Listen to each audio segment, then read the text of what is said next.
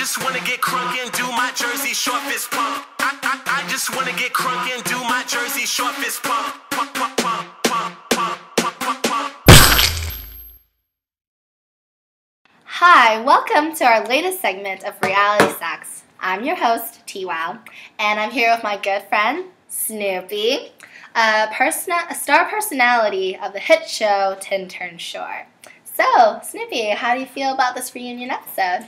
Well, it's been like 2 months since we did anything, so it's kind of like, why the f*** are we doing this, you know? Well, the producers wanted a more mature, educated look for the show, and, well, it's British poetry. It's, it's romantic. So it's nice. My baby daddy didn't give me a baby from f***ing romantic poetry. Well, the producer's offering a lot of money for you guys. Well, okay, Angela likes money, so how about we see what T-Wow is going to say about this Wordsworth guy? So, here's the scoop on William Wordsworth. William Wordsworth was born in Cockermouth in the Lake District of Northern England. He is one of the founding fathers of the Romantic movement of English literature and had a considerable influence on the American Transcendentalist movement. Emerson's famous line, "I am a transparent eyeball," was influenced by Tintern Abbey. So before we start a reading of the poem, here's a few words to keep in mind. Copsis, a thicket of small trees or shrubs. Vagrant, characteristic of someone without a settled home or regular job. An example, a hobo.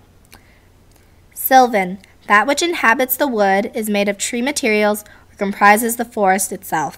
The term can also refer to a person who resides in the woods or spirit of the wood. In mythology, the term also refers to deities or spirits of the woods. Recompense, compensation or reward given for loss or harm suffered or effort made. Exhortations, an address or communication emphatically urging someone to do something. 5 years have passed, 5 summers with the length of 5 long winters. And again I hear these waters, rolling from the mountain springs with a soft inland murmur. Once again do I behold these steep and lofty cliffs, that on a wild secluded scene impress thoughts of more deep seclusion, and connect the landscape with the quiet of the sky. The day is come when I again repose here, under this dark sycamore, and view these plots of cottage ground, these orchard tufts, which at the season with their unripe roots are clad in one green hue, and lose themselves mid groves and copses. Once again I see these hedgerows, hardly hedgerows, little lines of sportive wood run wild, these pastoral farms green to the very door, and wreaths of smoke sent up, in silence, from among the trees, with some uncertain notice, as might seem of vagrant dwellers in the houseless woods, or of some hermit's cave, where by his fire the hermit sits alone. These beauteous forms, through a long absence, have not been to me as is a landscape to a blind man's eye. But oft, in lonely rooms, and mid the din of towns and cities, I have owed to them, in hours of weariness, sensations sweet, felt in the blood, and felt along the heart, and passing even to my purer mind with tranquil restoration. Feelings too of unremembered pleasure, such perhaps as have no slight or trivial influence on that best portion of a good man's life, his little nameless unremembered acts of kindness and of love.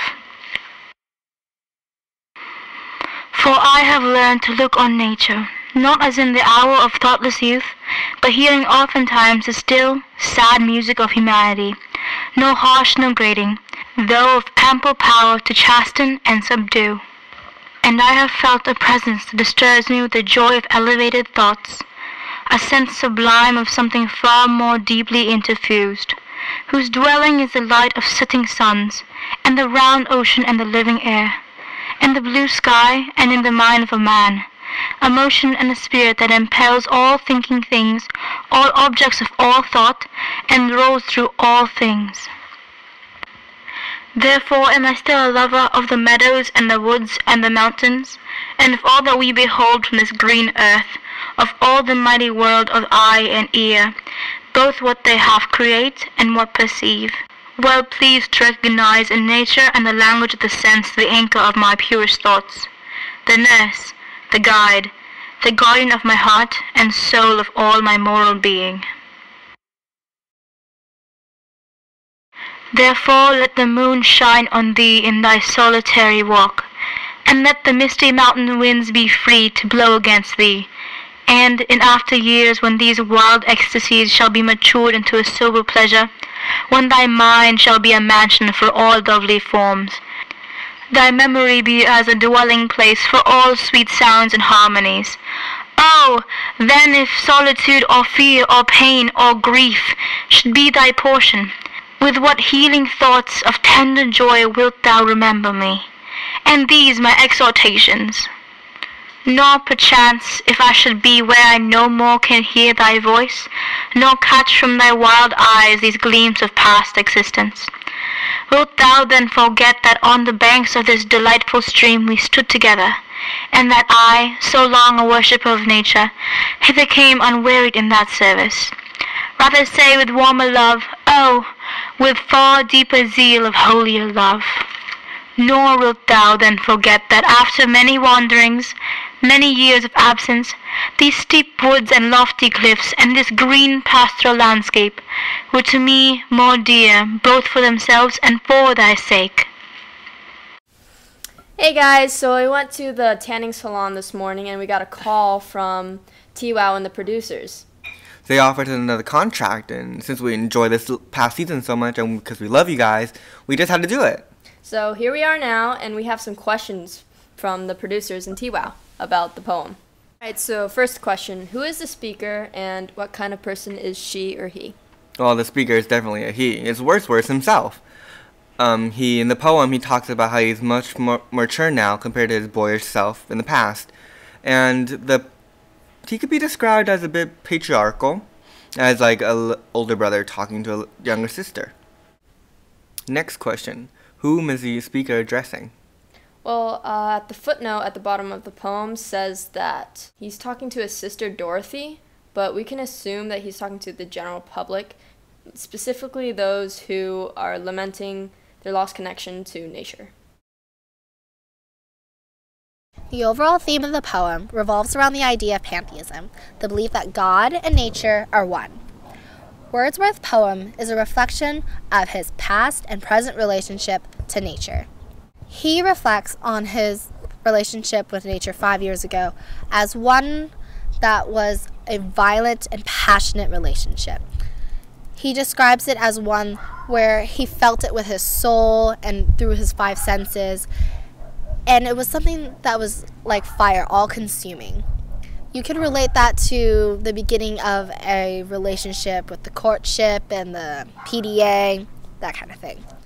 5 years pass and he returns to Wye River with his sister Dorothy, and he realizes that his relationship with nature has mellowed out, sort of like, after marriage.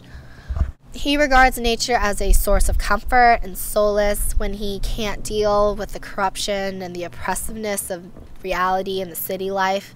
And this poem is his way of imparting all of his knowledge and wisdom to his sister, who has yet to experience this change in her relationship with nature. The informal diction and syntax of the poem makes it less of a poem and more of a story. When you read it, you realize that the way the poem is structured and the words that it uses reminds you of King James Version of the Bible.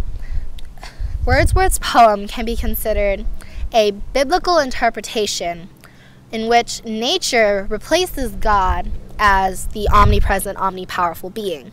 Wordsworth considers nature to be his religion, hence pantheism. So the poem is twofold. One, it reflects his changing relationship with nature and how he regards nature as the all-powerful force in his life, but also a brotherly concern, kind of a storytelling that he wants to pass down to his sister, who he loves and cares about. So question number 9. Show the poem's structure and development or summarize the events of the poem. Point out any shifts in the poem. Well, in this poem, there are 2 shifts. The first shift is in line 22 and 23, where the speaker transitions from describing the scenery to connecting to his own emotional and mental state. Then the second shift is in lines 110 and 112, where the speaker shifts from reflecting on himself to addressing another person, in this case, his sister, about the importance of nature. The last question, point out and explain any symbols. In lines 48 to 49, while with an eye made quiet by the power of harmony and the deep power of joy, we see into the life of things. The eyeball is symbolic for the omnipresence of nature and how when we are one with her, we see everything and absorb it all. The allegory can be seen in the way he personifies nature. For example, when writing about his first trip to the Wye River, he uses phrases lonely streams and gloomy wind. These 2 phrases describe the loneliness and despair he felt the last time he was at the river. Alright, in the 4th stanzas that he writes, to look on nature not as in the hour of thoughtless youth, but hearing oftentimes the still sad music of humanity, nor harsh nor grating, though of ample power to chasten and subdue. The meaning behind these lines is much too profound to be a new perspective on nature. The lines can be read as being the loss of innocence that occurred when he transitioned to adulthood. This concludes our sneak peek into the reunion episode of Tintern Shore. Thank you so much, Snoopy, for being here with us, and I know that being a mom is really stressful right now, so I really appreciate you coming here. Thank you so much, T-Wow, and I really appreciate you bringing me to this show right now. Now I gotta go feed Angela, okay? It's feeding time!